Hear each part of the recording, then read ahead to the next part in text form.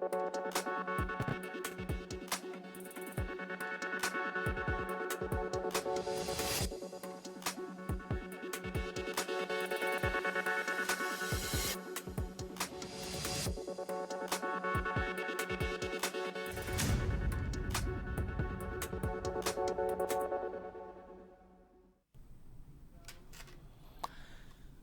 जन उत्तराखंड में आप सभी का स्वागत है। मैं हूं प्रभात। सबसे पहले नजर हेडलाइंस पर।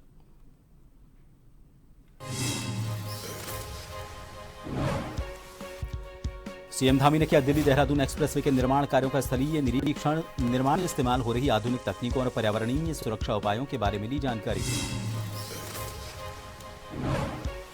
प्रदेश में सशक्त भू कानून जल्द से जल्द लागू करने के लिए सरकार ने तेज तैयारियां। एसडीएम और तहसीलदार स्तर पर जनता से लिए जाएंगे सुझाव। कांग्रेस ने कसा तंज।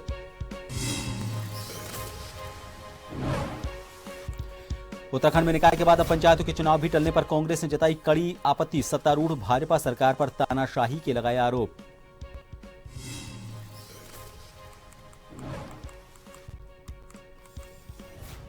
चालीसवीं वाहिनी पीएसी के स्थापना दिवस पर हरिद्वार में पीएसी परिसर में भव्य मेले का आयोजन। मुख्य अतिथि पुलिस महानिरीक्षक पीएसी नीरू गर्ग ने किया उद्घाटन।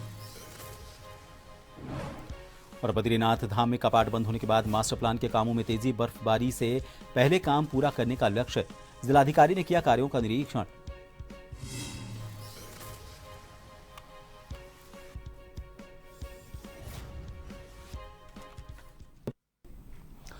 मुख्यमंत्री आवास पर प्रदेश के मुखिया पुष्कर सिंह धामी ने पहली जौनसारी फीचर फिल्म मेरे गांव की बाट का प्रोमो और पोस्टर लॉन्च किया। इस मौके पर सीएम धामी ने कहा कि फिल्म के जरिए लोग जौनसार की समृद्ध संस्कृति विरासत से परिचित होंगे।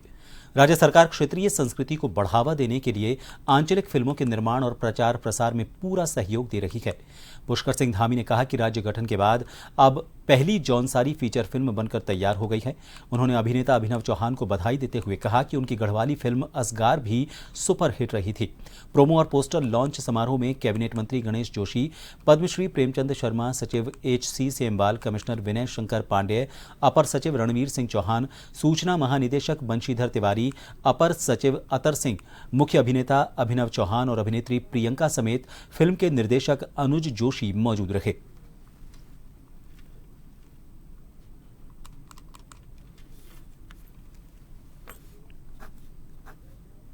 राज्य गठन के 24 साल हो गए, अभी तक कोई फिल्म नहीं बन पाई थी। आप लोगों ने ये जो हमारा बहुत ही समृद्ध जो संस्कृति है, उस समृद्ध संस्कृति को इस जितना मैं अभी प्रोमो देख पाया, मुझे लगता है कि प्रोमो देखने में ही बहुत अच्छा लग रहा था। और जब ये फिल्म आएगी तो निश्चित रूप से पूरे हमारे जौनसार का जो समृद्ध एक वहाँ का संस्कृति है, वहाँ की विरासत है, वहाँ के रीति रिवाज हैं, वो सभी को देखने को मिलेंगे। और मैं व्यक्तिगत रूप से मैं जब भी जौनसार में जाता हूँ या मिलता हूँ तो मुझे कभी ऐसा नहीं लगता है कि मैं किसी अन्य जगह जा रहा हूँ। जी, हमारे लिए बहुत ही गर्व की बात है कि आज माननीय सीएम साहब ने हमारी जो फिल्म है मेरे गांव की बात, उसका आज ट्रेलर लॉन्च करा और उनको बहुत ही अच्छा भी लगा है। और अब मैं बहुत ही कॉन्फिडेंट हूँ कि हमारी जो फिल्म है वो सिर्फ जौनसार और बावर के लोग ही नहीं, बल्कि हिमाचल के लोग, रवाई के लोग, जौनपुर के लोग और जो पर्वत के लोग हैं वो भी ज़रूर देखने आएंगे और पूरे परिवार के साथ देखने आएंगे। प्रशासक नहीं बनाए जाने से नाराज पंचायत प्रतिनिधियों ने अल्मोड़ा जिले के पर्यटन नगरी रानीखेत में प्रदर्शन किया। ताड़ीखेत ब्लॉक के पंचायत प्रतिनिधियों, ब्लॉक प्रमुख, संगठन अध्यक्ष, ब्लॉक प्रमुख ताड़ीखेत हीरा रावत के नेतृत्व में तमाम प्रधान और पंचायत प्रतिनिधियों ने गांधी चौक पर प्रदेश सरकार का पुतला फूंका और जमकर जोरदार नारेबाजी की। उन्होंने कहा कि जिस प्रकार जिला पंचायत अध्यक्षों को जिला पंचायत का प्रशासक बनाया गया है, उसी तरह ब्लॉक में ब्लॉक प्रमुख और ग्राम सभाओं में प्रधानों को प्रशासक बनाया जाना चाहिए।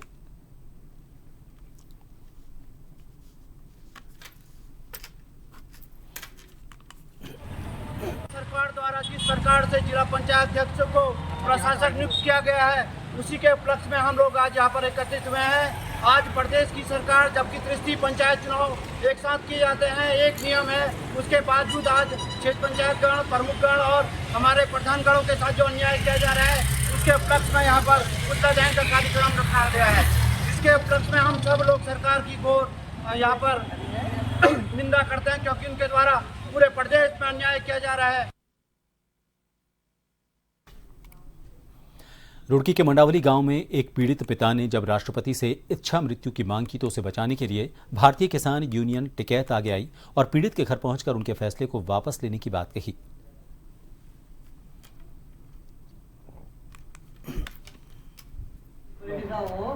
तब आपस में परिवार के साथ वो विवाद चल रहा और उन्होंने यहाँ के शासन और प्रशासन से इच्छा मृत्यु की मांग करी। वो तंग हो चुके हैं, उन्होंने तंग होकर यहाँ के शासन प्रशासन से जो इच्छा मृत्यु की मांग करी, तो आज पूरे हमारे कई गांव के ग्राम प्रधान और समाज के जिम्मेदार लोग और भारतीय किसान यूनियन के सब टीम यहाँ उनके आवास पाई और आज हमने उनसे ये आग्रह कराया कि आप लोगों ने जो सरकार से इच्छा मृत्यु की मांग करी, आप लोग उसे वापस ले और आप लोगों को न्याय दिलाने के लिए पूरा समाज आप लोगों के साथ में रहेगा। परेशान होकर इच्छा मृत्यु की मांग की जी, महामहिम राष्ट्रपति जी से गुहार लगाई, माननीय प्रधानमंत्री से गुहार लगाई और हमारे उत्तराखंड सरकार मुख्यमंत्री से गुहार लगाई, गृह मंत्री जी से गुहार लगाई जी। मैं परेशान हो गया, मुझे दुखी कर दिया इन लोगों ने। मुझे प्रताड़ित कर रहे जी, 2 बार पहला हमला कर दिया और 18 तारीख को वे 2 गाड़ी भर के आए पूरे हथियारों के साथ। जीवित रहते हुए कैसे ये जमीन नाम कर दे, इस चीज़ पे वो एग्री नहीं कर रहे थे। 1.5 साल से यहीं रह रही थी, तो जब वो संतुष्ट नहीं हुए, मारपीट भी कर ली, सब कुछ झूठी रिपोर्ट, उसके बाद झूठी रिपोर्ट कराई दहेज की। तो जब पिताजी बहुत ज़्यादा परेशान हो गए, पिताजी ने इच्छा मृत्यु की मांग करी शासन से, क्योंकि उनकी वो समझ में आ नहीं रहा था कि वो खेती भी उनकी बर्बाद हो रही थी, काम भी हो। उसके बाद मैं भी डिस्टर्ब हो गया बहुत। एचएनबी गढ़वाल विश्वविद्यालय में कुलपति का पद रिक्त होने से अव्यवस्थाएं हावी हो रही हैं। गढ़वाल विश्वविद्यालय की प्रशासनिक व्यवस्था कार्यवाहक अधिकारियों के भरोसे चल रही है, वहीं जिस कारण सभी प्रशासनिक कार्यों में दिक्कतें आ रही हैं। इसी क्रम में कुल सचिव पद पर भी स्थायी नियुक्ति नहीं होने से सभी दैनिक कार्य कार्यवाहक कुल सचिव की ओर से किए जा रहे हैं, जबकि वो नीतिगत निर्णय नहीं ले पा रहे हैं। 1 नवंबर से अब तक 500 से ज्यादा छात्रों ने डिग्री के लिए आवेदन किया है, लेकिन छात्रों को डिग्री नहीं मिल पा रही है। गढ़वाल विश्वविद्यालय से संबद्ध कॉलेजों समेत विश्वविद्यालय के परिसरों से पास हुए छात्रों को परेशानी का सामना करना पड़ रहा है। छात्र बीते 26 दिन से डिग्री मिलने का इंतजार कर रहे हैं। विश्वविद्यालय में कुलपति का पद रिक्त होने के कारण डिग्री अनुभाग में छात्रों के आवेदन पत्रों का ढेर लगा हुआ है। उधर दूर दराज से डिग्री निकालने के लिए आने वाले छात्रों को निराश होकर वापस लौटना पड़ रहा है। इससे गुस्साए छात्रों ने आज कुल सचिव कार्यालय का घेराव कर आक्रोश जाहिर किया।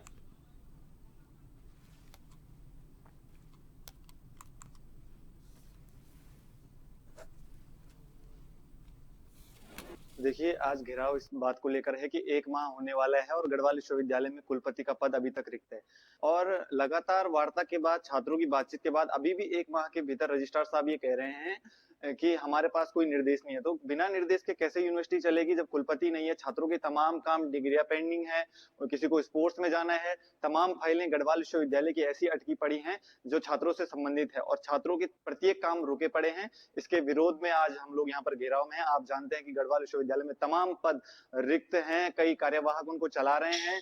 इस प्रकार से यूनिवर्सिटी नहीं चलने वाली, इसी के विरोध में आज घेराव है। गढ़वाल केंद्रीय विश्वविद्यालय की कुलपति का जो कार्यकाल था वो 1 तारीख को समाप्त हो चुका था और आज 1 महीना समाप्त होने को है। गढ़वाल केंद्रीय विश्वविद्यालय में ना ही कोई कुलपति है और ना ही अभी भी जो रजिस्ट्रार हैं वो कार्यवाहक हैं। चाहे एग्जाम कंट्रोलर की बात करें, सारे कार्यवाहक हैं और विश्वविद्यालय 1 महीने से बिना कुलपति के चल रहा है। और मेरी एक जो हम जांच चाहते हैं कुलपति के खिलाफ, कुलपति मैडम 1 तारीख को रिटायरमेंट होने के बाद 4 तारीख को दोबारा अपने ऑफिस में आती हैं और उसके बाद कई कागजों पर साइन किए हैं और ये कैसे हो सकता है संभव? इन पे जांच की जाए। प्रदेश में आए दिन सड़क दुर्घटना की खबर सामने आ रही है। वहीं दुर्घटना का मुख्य कारण over speeding, drink and drive और यातायात नियमों का उल्लंघन सामने आया है। आपको बता दें कि कई युवाओं और लोगों को अपनी जान गंवानी पड़ी है, जिसके बाद यातायात निदेशालय ने प्रदेश के सभी जिलों के एसपी को निर्देश दिए हैं। अब यातायात निर्देशक अरुण मोहन जोशी ने बताया कि यातायात नियमों का पालन कराने के लिए संबंधित अधिकारियों को निर्देशित किया गया है। ड्यूटी में लापरवाही करने वाले अधिकारियों पर भी कड़ी कार्रवाई की जाएगी।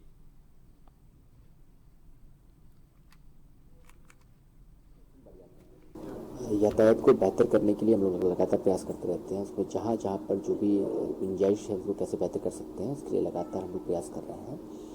और जैसे रात के समय इस तरह की बात आ रही है, ओवर स्पीडिंग की कई लोग जो है गाड़ी चला रहे हैं इस तरह से, और शराब पीकर गाड़ी चलाने की शिकायतें आ रही हैं, उसके संदर्भ में जो एसपी ट्रैफिक है उनको कहा गया है कि इस पर प्रभावी कार्रवाई करें। और जो कंसर्न एसपीज़ हैं केवल देहरादून का नहीं पूरे स्टेट का उनको कम्युनिकेट किया गया है कि जहाँ भी ट्रैफिक वायलेशंस हो रहे हैं इन्फोर्समेंट की कार्रवाई सख्ती के साथ की जाए।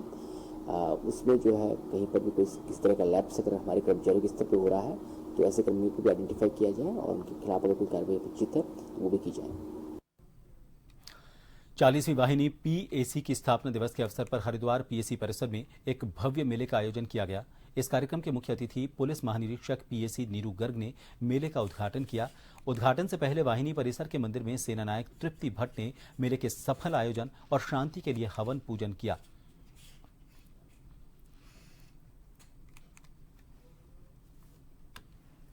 एक्चुअली ये वाहिनी का स्थापना दिवस है और प्रत्येक वर्ष मनाया जाता है। इस दिन वाहिनी जो है स्थापित हुई थी और यहाँ पर जो हमारे विभिन्न दल हैं उन्होंने यहाँ पर अपने अलग अलग स्टॉल्स लगाए हैं, जिसमें कुछ कपड़े हैं, कुछ यहाँ के लोकल प्रोड्यूस हैं, दालें हैं और बच्चों के पेंटिंग्स भी हैं।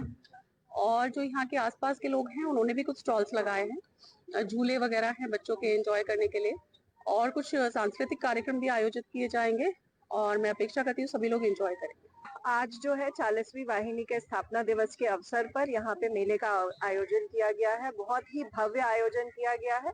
इसके लिए मैं वाहिनी के समस्त स्टाफ को बधाई देना चाहूंगी कि उन्होंने पूरे अपने लगन से जो है यहाँ पे तैयारी की है इस मेले की। और 3 दिवसीय यह मेला है। शाम को जो है सांस्कृतिक कार्यक्रम का आयोजन भी किया जा रहा है, आज भी है और कल भी है। और जो हमारे स्टॉल्स लगे हैं, जो हमारी विभिन्न दल हैं उन्होंने अपने अपने स्टॉल्स लगाए हैं, जिसमें जो हमारे पहाड़ी उत्पाद हैं उनका भी डिस्प्ले किया गया है। हमारी वाहिनी की महिलाओं और बच्चों द्वारा जो अच्छे कलाकृति जो है उनकी उसको भी डिस्प्ले किया गया है।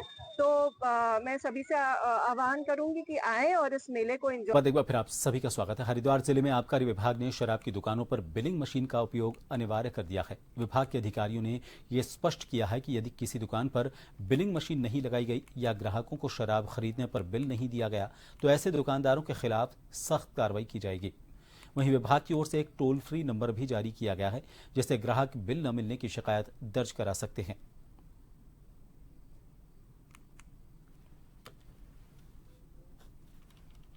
देखिए, मशीन नहीं होने पर 10,000 रुपये का जुर्माना है। तो अगर यदि कोई ऐसी दुकान होती है जहाँ पे, तो हम आकर के उस पर चेक करके बिलिंग मशीन नहीं तो उसमें लाहन दर्ज किया जाता है। तो मेरे ख्याल से वो होंगे, कुछ अभी आज लाए हैं इंस्पेक्टर साहब अपनी ब्रीच चढ़ा रहे हैं यहाँ पे, उसमें होंगे, ऐसा नहीं होगा उनकी ब्रीच नहीं होंगे। बट अगर ऐसा है तो मैं खुद भी पर्सनली भी मेरी ये सकते सारे ठेकेदार को है भी टोल फ्री नंबर हमारे विभाग का ही लगा होता है, हर दुकान में लगा होगा। हरिद्वार में लघु व्यापार एसोसिएशन के प्रांतीय अध्यक्ष संजय चोपड़ा के नेतृत्व में एक प्रतिनिधिमंडल ने रोशनाबाद में जिलाधिकारी कर्मेंद्र सिंह से मुलाकात की। इस दौरान प्रतिनिधिमंडल ने मुख्यमंत्री महिला उद्यमिता प्रोत्साहन योजना और उत्तराखंड नगरीय फेरी नीति नियमावली 2016 के प्रभावी क्रियान्वयन समेत 5 सूत्रीय मांगों पर चर्चा की और जिलाधिकारी को ज्ञापन सौंपा।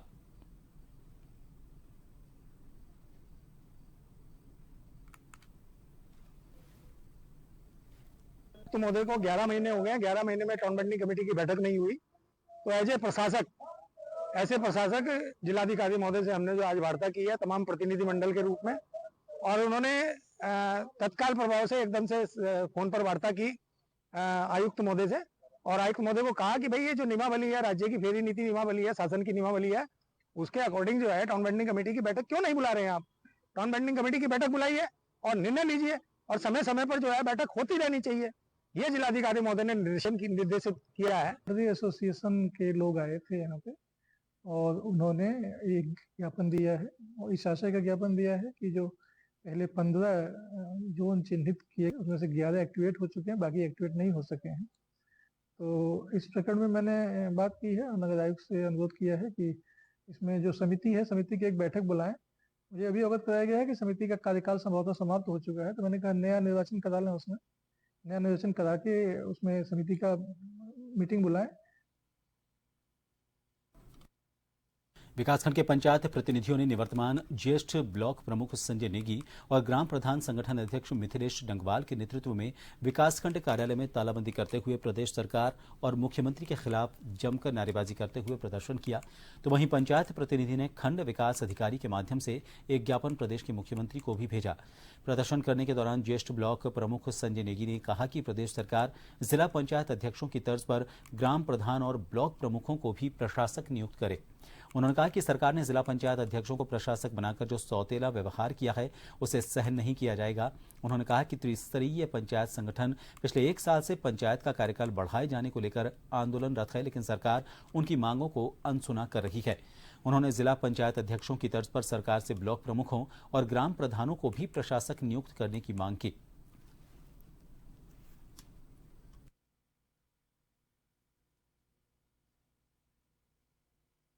देखिए, हम पंचायत प्रतिनिधियों का कार्यकाल 29 तारीख को ख़त्म हो चुका है और जिला पंचायत का जो कार्यकाल था वो 2 दिसंबर को ख़त्म होना था और हम शुरू से मांग कर रहे थे कि हमारा कार्यकाल बढ़ाया जाए।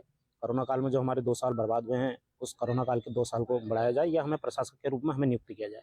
लेकिन अचानक सरकार ने जो है हमारे तो प्रशासक ब्लॉक प्रमुख और ग्राम प्रधानों में प्रशासक नहीं बैठाए और जिला पंचायत में उन्होंने जो है जिला पंचायत अध्यक्ष को ही निवर्तमान जिला पंचायत अध्यक्ष को ही जो है प्रशासक बना दिया, जिसको लेकर पूरे प्रदेश में रोष है। और रामनगर ब्लॉक में भी हमने आज यहाँ पर तालाबंदी की कि हमारी ये मांग है कि हम लोगों को भी ब्लॉक प्रमुख जो ग्राम प्रधान है उनको भी प्रशासक नियुक्त किया जाए। सोमवार को रामनगर विकासखंड कार्यालय में ग्राम प्रधान क्षेत्र पंचायत सदस्यों ने प्रदेश सरकार के खिलाफ जमकर नारेबाजी करते हुए प्रदर्शन किया। निवर्तमान ज्येष्ठ ब्लॉक प्रमुख संजय नेगी का आरोप है कि लगातार वो पंचायतों का कार्यकाल बढ़ाए जाने की मांग को लेकर पिछले 2 सालों से आंदोलन कर रहे हैं। उन्होंने कहा कोरोना काल के दौरान जो है सभी प्रतिनिधि अपने क्षेत्रों में काम नहीं कर पाए थे, जिस कारण वो कार्यकाल बढ़ाने की मांग कर रहे थे। तो वही उन्होंने बताया कि प्रदेश में सभी पंचायतों का कार्यकाल 29 जो है नवम्बर को खत्म कर दिया गया है, जिसके बाद वहाँ प्रशासकों की तैनाती कर दी गई है। तो वही उन्होंने बताया कि जो है सरकार द्वारा एक खेल खेला गया जिसमें जो जिला पंचायत अध्यक्ष हैं उन्हीं को प्रशासक का कार्यभार सौंप कर जो है प्रदेश के पंचायत प्रतिनिधियों के साथ सौतेला व्यवहार किया गया है। उन्होंने सरकार से मांग की और एक ज्ञापन भी वीडियो के माध्यम से मुख्यमंत्री को भेजा है कि जिस प्रकार सरकार ने जिला पंचायत अध्यक्षों को प्रशासक का कार्यकाल सौंपा, उसी प्रकार ग्राम प्रधान, ब्लॉक प्रमुख और जिला पंचायत सदस्यों को भी प्रशासक के तौर पर तैनात किया जाए। यदि सरकार ने उनकी मांगों को नहीं माना तो शीघ्र प्रदेश संगठन की एक बैठक का आयोजन किया जा रहा है, जिसमें उग्र आंदोलन करने के साथ ही मुख्यमंत्री आवास कूच करने की योजना तैयार की जाएगी। रामनगर से राजीव अग्रवाल के साथ कैमरामैन बंटी अरोड़ा, जन टीवी। उत्तराखंड के मुख्यमंत्री पुष्कर सिंह धामी ने भू कानून का उल्लंघन कर जमीन खरीदने वाले लोगों के खिलाफ कार्रवाई का ऐलान किया है, जिसके तहत अब जो भी व्यक्ति भू कानून का उल्लंघन करते पाया गया उसके खिलाफ सख्त कार्रवाई की जाएगी। देखिए ये रिपोर्ट।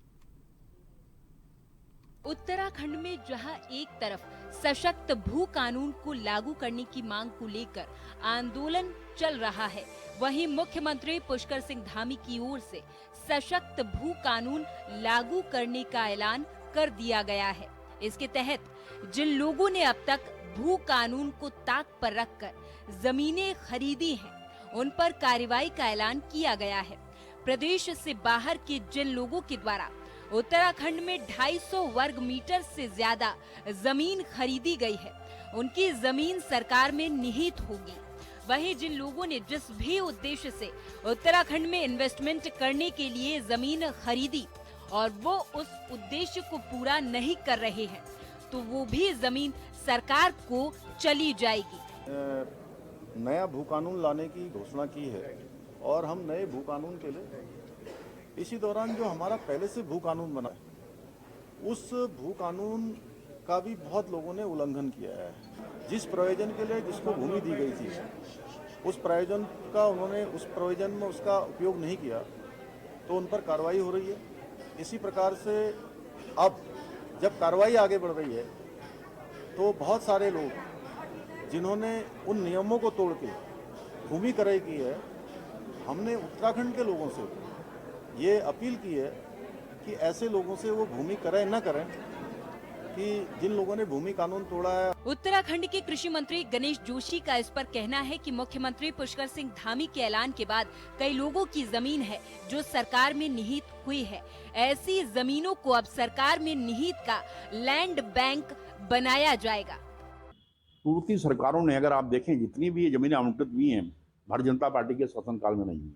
और उन्होंने किस इंटरेस्ट में इनको ये ज़मीनें दी। आज मैं मुख्यमंत्री धामी जी का आभार व्यक्त करता हूँ कि जहाँ कहीं भी सरकार जानकारी में आ रही है, सरकार इन जमीनों को वापस ले रही है और जिससे हमारा लैंड बैंक बढ़ेगा और जो कल्याणकारी योजनाएं लैंड बैंक के माध्यम से हम लागू कर सकेंगे। कुल मिलाकर देखें तो उत्तराखंड में जिन लोगों ने नियमों को ताक पर रखकर जमीनें खरीदी हैं, उनके दिल की धड़कनें इन दिनों बढ़ी हुई हैं।